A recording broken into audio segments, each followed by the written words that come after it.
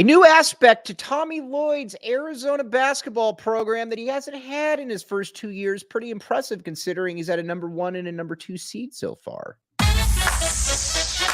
You are Locked On Wildcats, your daily podcast on the Arizona Wildcats, part of the Locked On Podcast Network, your team every day.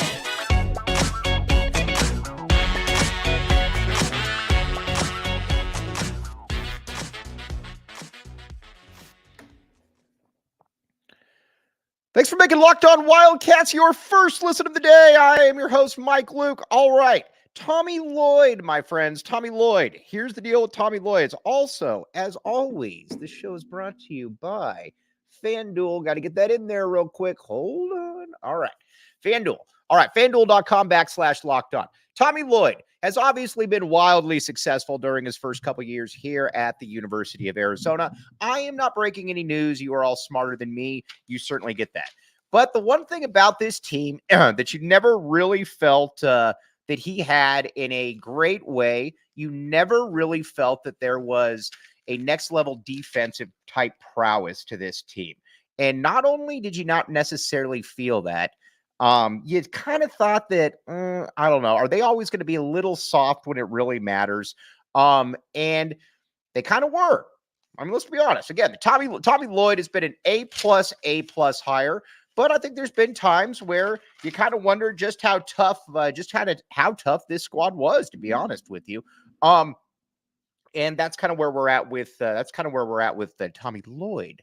But he took inventory, obviously. He took inventory of this, and he said, I got to get tougher on the defensive side of the ball. And that's exactly what he did.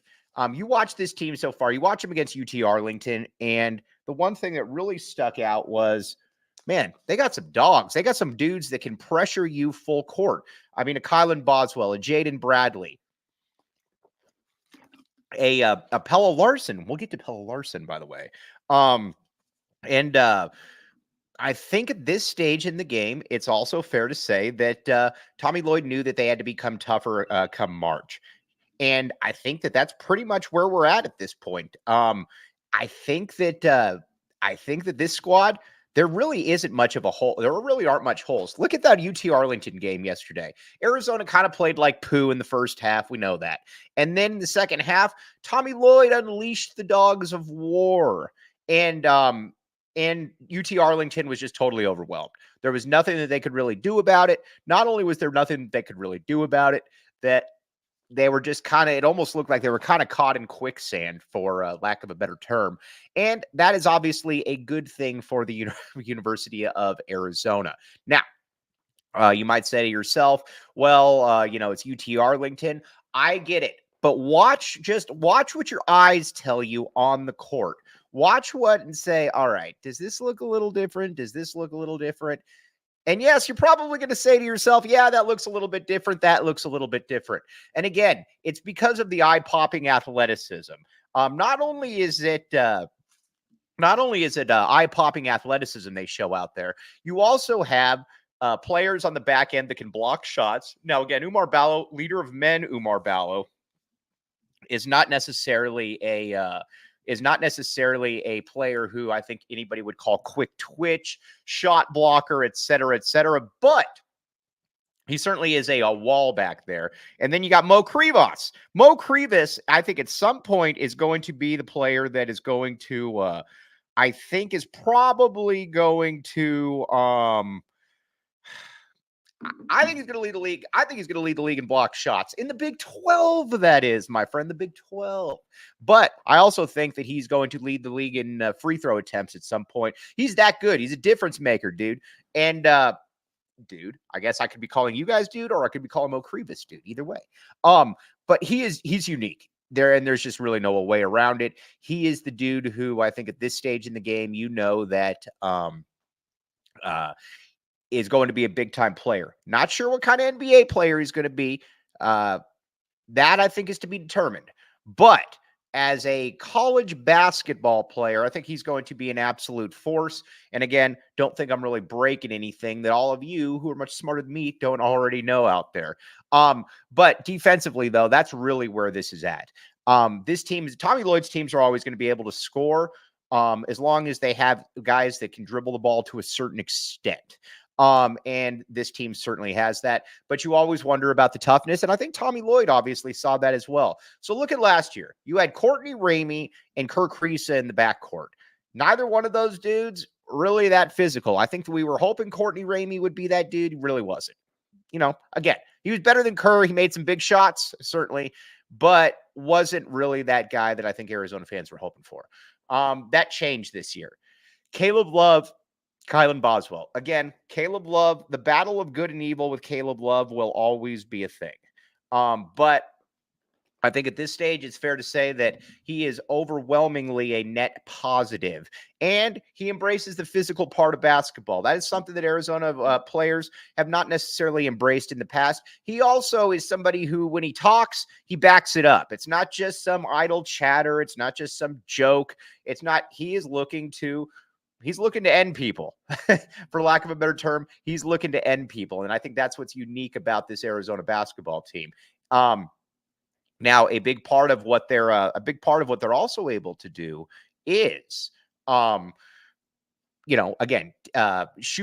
at you with the athleticism. KJ Lewis, another dude out there we got to talk about. KJ Lewis, very, very impressive. KJ is the guy who, just looks like he was meant to play basketball. That's kind of the best way I can put it. KJ Lewis looks like he was meant to play basketball. And that was a recruiting miseval by many, many people. And that's okay. But on Locked On Wildcats, we told you, though, that he was going to be an absolute difference maker. And guess what? He already is. I think with Arizona, you've got to look at it and say that this team pretty much checks off all the boxes. And if it doesn't check off all the boxes, I think it's fair to say that it's damn close. A big part of it, too, is becoming a well-rounded basketball team. And by a well-rounded basketball team, I mean a team that can beat you with defense if they have to, can beat you with offense. And so far, they've shown that they can do all of those things. Keyshawn Johnson is another one. Keyshawn Johnson kind of sets the tone for everything. He really is the one that kind of brings that enforcer athleticism. How about that for a phrase? Enforcer athleticism, which we are going to talk about and what exactly that means.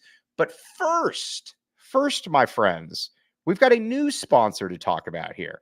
This is a cool little one, too. This is one that I've actually used as well. Check it out. We got Listening.com.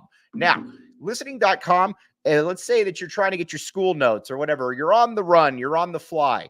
And you need somebody to be able to just basically get this information into you by any means necessary. Listening.com is where it's at. Check it out. Again, you will thank me later on this one for sure. A big part of this, too, is that they can get you academic papers. You can do it while you're driving, while you're exercising, you name it. Save time by listening to papers anywhere in your spare time. Check it out, Listening.com. Again, I would highly recommend this.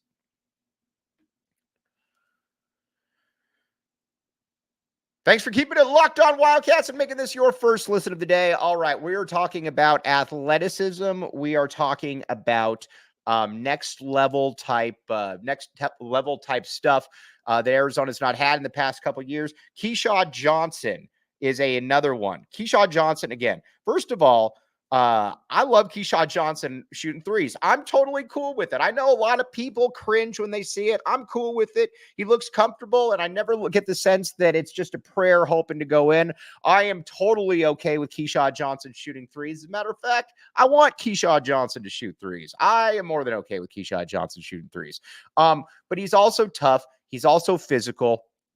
He's also just somebody that Arizona didn't have last year. And there's a lot of those dudes. KJ Lewis is another one. Was there anybody on the team athletically like KJ Lewis last year? I say no. And not only do I say no, I say that not only is it no, I also think that it's also probably fair to say that at this stage in the game, you're also going to see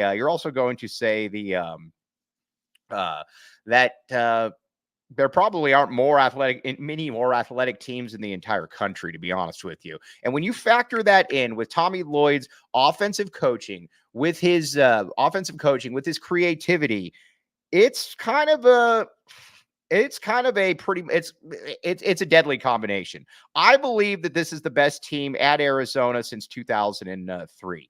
2003, you might remember, was ranked number one for about 6 straight weeks. That's the Salim Stoudemire team that went into fog and blew out Kansas. And they checked off every box except kind of next level athleticism. They had that on the bench with Hassan Adams and Andre Iguodala, but Lute didn't use it. That was one of Lute's mistakes, in my opinion. But you had Jason Gardner. You had Salim Stoudemire. You had Luke Walton, Ricky Anderson, Channing Frye, Hassan Adams, Andre Iguodala. Granted, Hassan and Andre were coming off the bench, but you get the point. That team was absolutely nasty. That team was loaded. This team, again, it's not as good as that team, but it's also a super, super good team. Because again, I don't know that. Well, maybe it can be better. I don't know. We'll find that one out. You know what? I'm not going to sit here and say that. But from a toughness, athleticism, and scoring perspective, this team checks off all the boxes. Now, going forward, Arizona's not going to lose many games, friends. Arizona's not going to lose many games. And not only are they not going to lose many games, they're going to look dominant doing it. Look ahead. Michigan State, bleh. Purdue, Zach Edey, and bleh. Just not a lot of dudes who are next level they're Big Ten players. That's all I can say. Alabama is the one to me that I am excited to watch. Alabama is the one where you're like, all right, this is going to be interesting. Because Alabama's got athleticism, they got length. They got a lot of stuff that has given Arizona problems in the past. I'm very excited to see what Arizona does with Alabama. Because honestly, I think they're going to run roughshod over the rest of this schedule, and that's for a big part of the reason that I've laid out. Now, once you get into Pac-12 play, there's not many teams that can beat Arizona. Oregon State will never beat Arizona under any circumstances. Washington State will never beat Arizona under any circumstances. Cal will never beat Arizona under any circumstances. ASU will never beat Arizona under any circumstances. You get the point. The teams that are at least going to be somewhat formidable, I think. USC will be very interesting because, again, I'm a bigger fan of Andy Enfield than others are. Again, not saying that he's John Wooden, but I think Andy Enfield kind of gets a bum rap for not being a pretty good coach, and I think he's a pretty good coach. And he's done a really good job there. You look at their lineup in the backcourt. You got Isaiah Collier and you got Boogie Ellis. That's about as good a backcourt as you're going to find in college basketball. But it also, and this is called a humble brag for Arizona, it also is a backcourt that is very similar to, let's say, I don't know, Arizona's backcourt. Because, again, Kylan Boswell, Caleb Love, dudes like that. You factor in Pella Larson, Jaden Bradley coming on, that's about as good as it gets as well. So, again, Arizona matches up well there. Up front, I like Joshua Morgan. I think Joshua Morgan's a pretty good player. Probably about an 11-6 guy, 11-7. Probably going to lead the league in block shots again. He and Umar again. That's kind of a wash to me. Different type of players, but I'll take Umar Ballo, leader of men. But I'm okay. I think Joshua Morgan is very good. Vince the Prince, Vincey Iwuchukwu, has not made that next step that I think a lot of people were hoping he would, and that is okay for Arizona. DJ Rodman, definitely solid. No problem with DJ Rodman. But again, that's a solid team right there. Kobe Johnson's good as well. Then the other team that I think you got to pay attention to is Oregon. Now, Oregon, to call them mercurial the last couple years would be an understatement. Some games they look like a few games they look like they're the best team in the country. Other games they look absolutely atrocious. And I do believe that this is going to be a better team. I think they got better guard play this year. I also think within Folly Dante that you've got the best big man in the conference. You just need him to be able to stay healthy. And if he stays healthy, I think that Oregon basketball is going to be problems, because also, again, next to him, you got Nate Biddle. Nate Biddle is obviously a very good basketball player, ex-5-star kid, not only an ex-5-star kid, but somebody who I think has taken his time, done things the right way. And not only has he done things the right way, he's shown that, you know, some players are prepared to wait. Some players are prepared to take their time, and not only take their time, but, you know, not rush their entry into college basketball. And he's done that. I think you're going to look for a big year out of Nate Biddle. And then obviously on the perimeter, Jackson Shellstad hasn't played yet this year, but you got Bartholomew, who's okay. And you know, Jermaine Quiznard, a kid, guys like that. So again, it's a decent team. I think its length can give Arizona some problems. They're the other one that I'm excited to see. But those are the teams. Colorado's fascinating as well, because you got De Silva, you got Cody Williams, and you got KJ Lewis. They're not bad either. You got the big dude from TCU. But those are the 4 teams. I think UCLA stinks. UCLA does absolutely nothing for me. So there's kind of that when it all comes down to it. All right. Now, Arizona football, if you haven't heard, is putting together its best team since maybe 1998. 1998, my friends. And we're going to talk about that next. But first, FanDuel, FanDuel.com/LockedOn. All right. I've been telling you from day one, take the over on Arizona, my friends. Take the over. You will thank me later. Because, again, last year was 2.5. Arizona hit 5. This year was 5. We're already at 8. Again, you got to listen to me on Arizona when it comes down to it. Know what I'm talking about right here. And not only do I know what I'm talking about right here, I also know that coming up, Arizona is going to blast ASU. That's a 9.5-point spread. Take Arizona to cover. That game's over before it started. ASU stinks. But again, check it out. FanDuel.com/LockedOn. You will thank me later, again, as you do with all these reads, because these are some fantastic sponsors. FanDuel is where it's at. And again, check it out. FanDuel.com/LockedOn.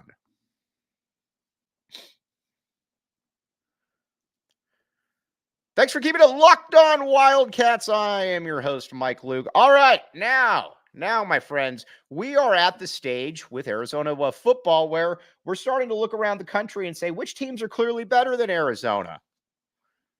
There's not many. I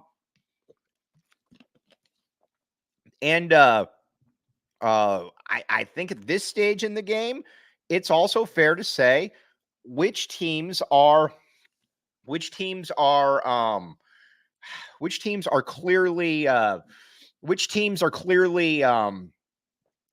better than Arizona. Right now, you can say Georgia, clearly better than Arizona. I have no problem saying that Georgia football is better than Arizona. I don't like saying it, but they are. You know what? Sometimes you just got to call a spade and say that Georgia is better than Arizona. Don't love it, but you know what? We try to be as unbiased as possible on this show.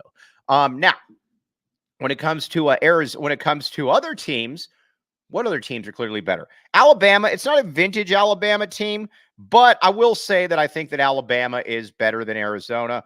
I don't really have any problem with putting Alabama ahead of Arizona. We'll get you next year, though. And then it's Ohio State, and then it's Ohio State, and it's Michigan State. After that, though, it becomes somewhat interesting because, again, you've got a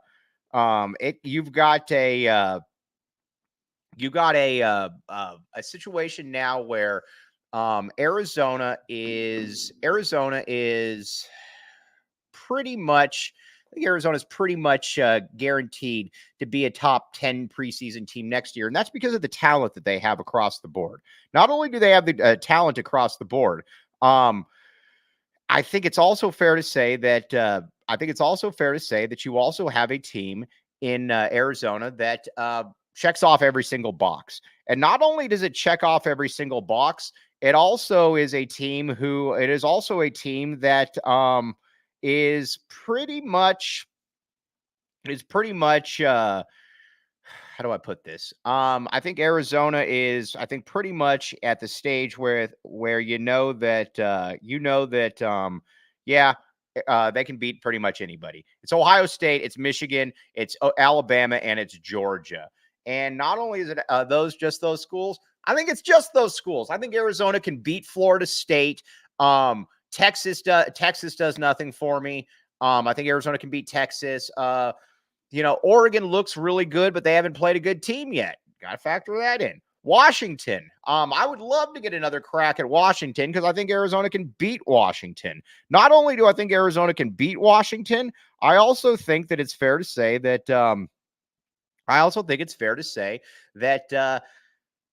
Arizona kind of had Washington on the ropes last game. Now, again, Washington deserved to win, but you got to remember that was Noah Fifita's first game as a starter, and Arizona outscored him 21-10 in the second half. And so there's that. Oregon looks really, really good. But again, like we said with Oregon, they haven't played anybody good yet. So that remains to be seen to a certain extent, although they look the part. But that's about it. And think about it this way. In 2023, we were talking about, or 2021, we were talking about the, which teams in the country were clearly worse than Arizona. Now in 2023, we're asking which teams are clearly better than Arizona. And it ain't many, my friends. It ain't many. All right. On that note, as always, really appreciate you all for making Locked On Wildcats your first listen of the day. Great time to be an Arizona Wildcat fan. We're going to get right back in it tomorrow, talking some basketball, talking some football, breaking everything down. But as always, thanks a ton for making this your first listen of the day. Again, big week ahead. We got Michigan State Thursday. Michigan State Thursday. We got ASU on Saturday. So again, we got a lot to look forward to. As always, really appreciate you guys. Back the A. We will be back with you tomorrow. Again, thanks for making Locked On your first listen of the day.